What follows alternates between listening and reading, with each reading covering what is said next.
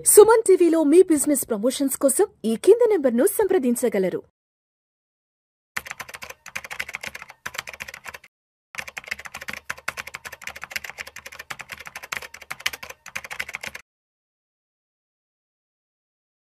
నమస్తే హర్ష.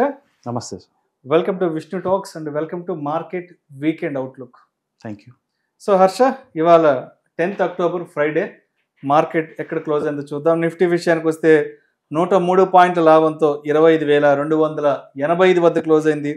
సెన్సెక్స్ విషయానికి వస్తే 328 పాయింట్ల లాభంతో 82,500 వద్ద క్లోజ్ అయింది. సో మొత్తానికి అక్టోబర్ 1వ తారీఖు నుంచి అక్టోబర్ 10వ తారీఖు అంటే ఆల్మోస్ట్ 10 రోజుల్లో ఒక 6 to 7 సెషన్స్ మార్కెట్లు చాలా పాజిటివ్గా నడిచాయి.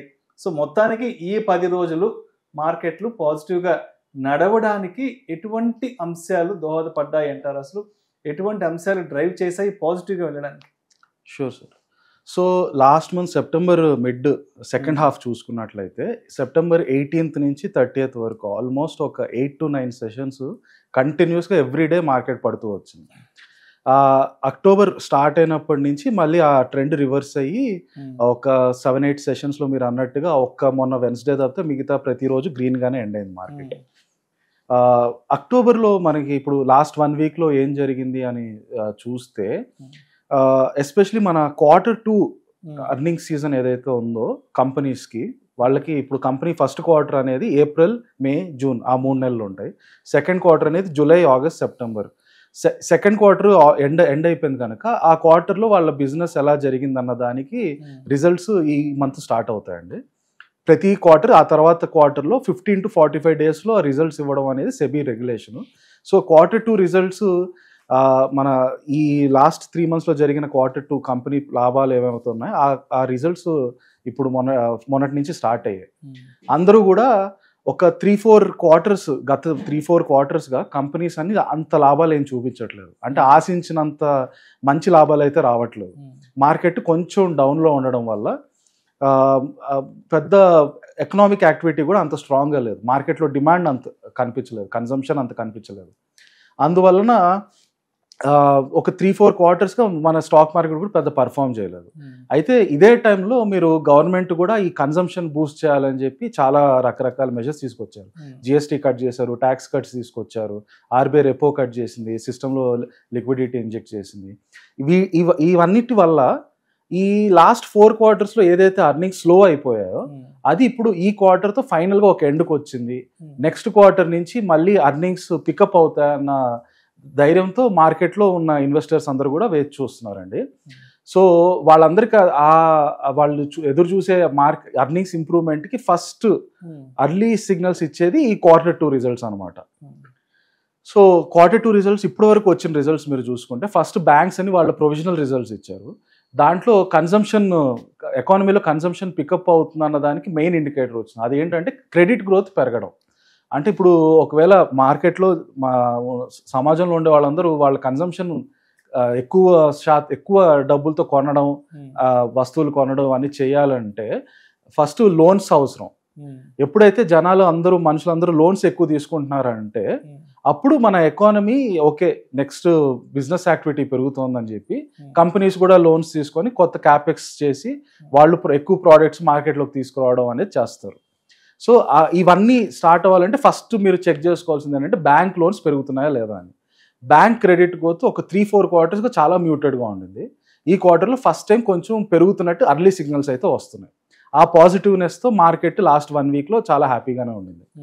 సెకండ్ విషయాన్ని మీరు చూస్తే ఐటీ సెక్టర్ చాలా ఇబ్బందులతో పడుతుండింది ఒక 4-5 క్వార్టర్స్గా. అది కూడా ఒక చెప్పాలంటే కంపెనీ ఏదైతే ఆ డౌన్ సైకిల్ ఉండిందో ఆ కంపెనీస్ పరంగా ఆ డౌన్ సైకిల్ ఒక ఎండ్కి వస్తుంది అనేది మనకి నిన్న టీసీఎస్ క్వార్టర్స్తో అనిపించింది చాలా మందికి. ఒక సొసైటీ పరంగా చూస్తే మనకి చాలా నష్టాలే. ఎందుకంటే ఐటీలో చాలా వరకు మన సొసైటీలో ఎంతోమంది దాంట్లో జాబ్ చేస్తున్నారు. ఆ జాబ్స్ అయితే తగ్గిపోతున్నాయి.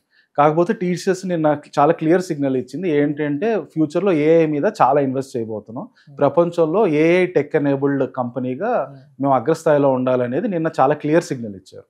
దానివల్ల మన సొసైటీకి డెఫినెట్గా బ్యాడ్ ఇంపాక్ట్ కొంతవరకు ఉంటుంది, ఎందుకంటే చాలా మందికి ఉద్యోగాలు పోతాయి. బట్ ఆ కంపెనీకి వచ్చే లాభాల పరంగా చూసుకుంటే డెఫినెట్గా ఫ్యూచర్లో టీసీఎస్ మళ్ళీ బాగా రికవర్ అయ్యి మంచి ప్రాఫిట్స్ వచ్చే దిశగా వెళ్తుంది అనేది ఆ సిగ్నల్ అయితే వచ్చింది నిన్న. సో ఐటీ కంపెనీస్ కూడా ఇక్కడి నుంచి ఆ బ్యాడ్ సైకిల్ ఏదైతే ఉండిందో అది ఒక ఎండ్కి వస్తుంది, ఇక్కడి నుంచి మళ్ళీ పికప్ అవుతాయనే ఉద్దేశంతో అయితే మార్కెట్ ఉంది. అదేవిధంగా ఈ వారంలో జరిగిన దాంట్లో ఫార్మా చూసుకున్నట్లయితే Indian companies mostly generic drugs export చేస్తాయి.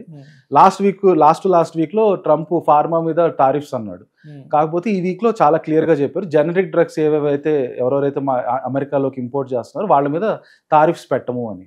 సో ఫార్మా సెక్టర్కి కూడా మంచి పాజిటివ్ న్యూస్ వచ్చింది. ఆ రకంగా మీరు మొత్తం ఫైనాన్స్లో క్రెడిట్ గ్రోత్, ఎకానమీలో క్రెడిట్ గ్రోత్ పెరుగుతుందన్నాం, ఐటీలో బ్యాడ్ ఫేజ్ ఒక ఎండ్కి వస్తుందన్న సిగ్నల్ కనిపించడం, ఫార్మాకు కూడా ట్రంప్ నుంచి అంత ఇబ్బందులు లేవని తెలియడం, మా ఓవరాల్ నిఫ్టీలో ఈ మంచి కాంపోజిషన్ కనుక market has been moving up అండి. అయితే మీరు ఇంకో టెక్నికల్గా చూసినట్లయితే 25,000 దగ్గర చాలా స్ట్రాంగ్ సపోర్ట్ ఉండింది. లాస్ట్ 3-4 డేస్లో కూడా చాలా క్లియర్గా ఉండింది. మార్కెట్ 25,000 కిందకు వచ్చే పరిస్థితి అయితే కనిపించట్లేదు. 25,000 చాలా స్ట్రాంగ్గా ఉంది. కాకపోతే ఇన్ ద మీడియం టర్మ్ ఒక 5 monthsగా చూసుకుంటే 25,000కి ఒక 650 పాయింట్స్ అటు 650 పాయింట్స్ ఇటు, అంటే 25,650 అప్పర్ ఎండ్ అయితే 24,350 లోవర్ ఎండ్. ఈ రెండింటి మధ్యలోనే ఒక 4-5 monthsగా మార్కెట్ ఉంది. ఇప్పుడు కూడా మోస్ట్లీ ఈ రెండింటి మధ్యలోనే మార్కెట్ ముందుకు వెళ్తుంది అనేది అనిపిస్తుంది. మరి 25,650 నెక్స్ట్ టార్గెట్ క్రాస్ అవ్వాలి అంటే ఏవైతే Q2 రిజల్ట్స్ ఇప్పుడు స్టార్ట్ అయ్యాయో అవి స్ట్రాంగ్గా ఉండాలి, వాటిలో మంచి రిజల్ట్స్ కనిపిస్తున్నాయి అనుకుంటే అప్పుడు మార్కెట్ ఖచ్చితంగా 25,650 దాటి ముందుకు వెళ్తుంది. అదర్వైజ్ అదే రేంజ్ బౌండ్లో ఒక 500 పాయింట్స్ అటు ఇటు ఉంటూ ఒక రేంజ్ బౌండ్లో కంటిన్యూ అవుతుంది. కానీ ఈ మీడియం టర్మ్ ఎప్పుడు ఇది డెఫినెట్గా బ్రేక్ అయ్యి మార్కెట్ కొత్త హైస్ 26,000, 27,000, 28,000కి వెళ్తుంది అనేది చూస్తే 3 మోస్ట్ ఇంపార్టెంట్ థింగ్స్ కన్సిడర్ చేయాలి. ఫస్ట్ వచ్చి కరెంట్గా జరుగుతున్న Q2 రిజల్ట్స్ అర్నింగ్స్ ఫేజ్. ఇది నెక్స్ట్ మంత్ 15th వరకు డైలీ రిజల్ట్స్ వస్తూనే ఉంటాయి. అందరూ చాలా కీన్గా అబ్జర్వ్ చేస్తుంటారు ఏం జరుగుతుందని. చాలా హై ఎక్స్పెక్టేషన్స్ అయితే లేవు, అలా అని చెప్పి ఉన్న ఎక్స్పెక్టేషన్స్ ఏంటంటే బ్యాడ్ ఫేజ్ ఎండ్కి వస్తుంది, గుడ్ ఫేజ్ అనేది Q3 నుంచి స్టార్ట్ అవుతుంది. మార్కెట్ అర్నింగ్స్ బ్యాడ్ ఫేజ్ అయితే ఈ క్వార్టర్తో ఎండ్ అవుతుందన్న ఎక్స్పెక్టేషన్తో అందరూ ఉన్నారు. సెకండ్ మీరు చూస్తే గవర్నమెంట్ లాస్ట్ 1 yearలో జిఎస్టీ రేట్స్ కట్ చేసింది, ఇన్కమ్ ట్యాక్స్లు కట్ చేసింది, ఆర్బీఐ రెపో రేట్లు కట్ చేసింది, అలాగే సిస్టంలో చాలా లిక్విడిటీ ఇంజెక్ట్ చేసింది. లిక్విడిటీ అంటే ఎందుకు అవసరం అంటే సిస్టంలో ఎకానమీలో ఎక్కువ డబ్బులు ఉంటే అప్పుడు వాటికి కావాల్సిన ఇంట్రెస్ట్ రేట్లు కూడా తగ్గిపోతాయి. బ్యాంకులో ఆ డబ్బులు అందరిని లెండ్ చేయాలి కాబట్టి ఇంట్రెస్ట్ రేట్లు కొంచెం తగ్గించి లెండ్ చేస్తారు. అందరికీ తక్కువ వడ్డీకి లోన్లు వస్తాయి కాబట్టి ఎకానమీలో యాక్టివిటీ బాగా పెరుగుతుంది. సో ఆ రకంగా ఈ గవర్నమెంట్ అయితే తన సైడ్ నుంచి మార్కెట్ని పుష్ చేయడానికి చేయాల్సినవన్నీ చేసింది. మార్కెట్ ఎందుకు ఆగిపోయింది అంటే ఒకే ఒక కారణం, ఇండియా US ట్రేడ్ డీల్. అంతే, ఆ ట్రేడ్ డీల్ ఎప్పుడైతే ఒక కొలిక్కి వస్తుందో డెఫినెట్గా మార్కెట్ ఇప్పుడున్న రెసిస్టెన్స్ని దాటుకొని కొత్త హైస్ ఇస్తుంది అనేది 100% అందరికి కనిపించే చాలా క్లియర్గా కనిపిస్తుంది సిగ్నల్. ఈవెన్ లాస్ట్ నైట్ మన మోదీ గారు ట్రంప్ ఫోన్లో మాట్లాడుకున్నారని చెప్పారు కదా, దాంట్లో కూడా గాజా డీల్ కోసం అని చెప్పి మాట్లాడిన ఫోన్లో, దాంట్లో సెకండ్ హాఫ్లో మన US FTA డీల్ చాలా ముందుకు వెళ్తుందని ఇద్దరు ఆప్టిమిజం వ్యక్తం చేశారని చెప్పారు, which is a very good signal for the market అండి. సో మొత్తానికి ఏదైనా సరే 2 దేశాల మధ్య సత్సంబంధాలు కనుక ఏర్పడ్డాయంటే ఇక మన మార్కెట్లకి ఇంకా అడ్డోదిపోలేదు, ముందుకెళ్ళడానికి అంటారు. డెఫినెట్గా షార్ట్ టర్మ్లో అయితే ఇంకా కొంచెం కన్సాలిడేషన్ సైడ్ వేస్ ఫేజ్లోనే ఉంది. US FTA డీల్ ఎప్పుడైతే క్లియర్ అయిపోతుందో మార్కెట్కి చాలా క్లియర్ సిగ్నల్స్ ఉన్నాయండి ఇంకా నెక్స్ట్ హై లెవెల్స్కి టచ్ అవ్వడానికి. సో ఇంకొక 2 నెలల్లో కూడా మనం అంటే ఇయర్ ఎండింగ్ వచ్చేస్తున్నాం కాబట్టి అంటే జనవరి నుంచి మార్కెట్లలో మనం ఊహించిన ర్యాలీ అయితే ఉండొచ్చు అంటారా? ఐ వుడ్ హోప్ ఈవెన్ ముందే ఇంకా స్టార్ట్ అయిపోతుందన్న ఆశ అండి. మోస్ట్లీ US FTA డీల్ ఈ రోజు ఈవినింగ్ ఒకవేళ అనౌన్స్ చేశారు అనుకోండి డీల్ ఫైనలైజ్ అయిందని, మండే మార్నింగ్ మీకు 1,000 పాయింట్స్ అప్తో మార్కెట్ స్టార్ట్ అవుతుంది. ఎందుకంటే చాలా ఆగిపోయి ఉంది అనమాట. ఆ బ్యాండ్ లో ఉండడానికి, సైడ్ వేస్ ఫేజ్ లో ఉండడానికి ఇప్పుడు మన మార్కెట్ లో ఉన్న biggest issue US FTA deal, దానివల్ల రూపీ డెప్రిషియేట్ అవ్వడం. ఈ ఇష్యూ ఎప్పుడైతే కొంచెం సార్ట్ అవుట్ అవుతుందో, ఎందుకంటే మార్కెట్ నెక్స్ట్ లెవెల్కి వెళ్ళడానికి మనం చేయాల్సిన కృషి అంతా ఆల్రెడీ చేసి పెట్టారు. GST రేట్ కట్స్ చేశారు. మీరు కంపెనీస్ చూస్తే కూడా చాలా మంది ఎప్పుడైతే సెప్టెంబర్ 22 జిఎస్టీ కట్ అయిందో ఆ తర్వాత నుంచి 2 వీలర్ సేల్స్ 3 వీలర్ సేల్స్ విపరీతంగా పెరిగాయని చాలా కంపెనీస్ డేటా ఇచ్చారు. సో మార్కెట్ ఎకానమీ అయితే మంచి ఊపు అందుకోవడానికి రెడీగా ఉంది. ఆపి పెడుతుంది స్పీడ్ బ్రేకర్ ఓన్లీ ఆ యుఎస్ ఎఫ్టీడీ. ఎప్పుడైతే ఆ స్పీడ్ బ్రేకర్ దాటేస్తారో మళ్ళీ హై స్పీడ్ లో ముందుకు వెళ్ళడానికి చాలా క్లియర్ సిగ్నల్స్. సో హర్ష, మరి అంటే ఇప్పుడున్న మార్కెట్ ర్యాలీని దృష్టిలో ఉంచుకుని, ఇప్పుడున్న మార్కెట్ సినారియోని దృష్టిలో ఉంచుకుంటే ప్రస్తుతానికి ఏ సెక్టార్స్ బాగా ఫేవర్గా ఉన్నాయంటారు అసలు, అంటే మన రాడార్లో పెట్టుకోవడానికి? కరెక్ట్ అండి. ఇప్పుడు ఎకానమీ, ఇందాక నేను చెప్పినట్టు ఎకానమీ బాగా గ్రో అవ్వాలంటే అన్నిటికంటే ముందు ఉండాల్సింది క్రెడిట్. క్రెడిట్ అంటే బ్యాంక్స్ నుంచి రావాల్సిన క్రెడిట్. అది ఇక్కడ మన ఇండియాలో బ్యాంక్స్ కంటే కూడా ఎన్బిఎఫ్సిస్ రోల్ చాలా కీలకం.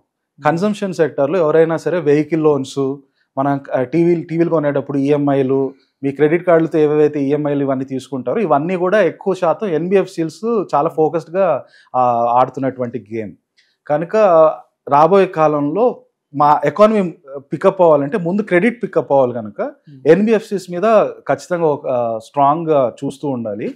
అలాగే కన్సంప్షన్ రిలేటెడ్ కంపెనీస్ ఏవేవైతే ఉంటాయో కన్జ్యూమర్ డ్యూరబుల్స్లో కనుక మీరు చూసినట్లయితే, I don't want to give exact company పేర్లు అండి, బట్ ఆ సెక్టర్స్ ఏ సెక్టర్స్ పికప్ మోడ్లోకి వస్తున్నాయనేది చూస్తున్నట్లయితే మీరు ఆటో సెక్టర్స్ కానీ ఈ కన్సంప్షన్ రిలేటెడ్గా కన్జ్యూమర్ డ్యూరబుల్స్ రిలేటెడ్గా ఉన్న సెక్టర్స్ అన్నీ కూడా మళ్ళీ ముందు పికప్ చేసుకుంటే అనేది డెఫినెట్గా పికప్ చేసుకోవడం అనేది మాత్రం చూస్తారు. Thank you so much Harsha. Thank you sir.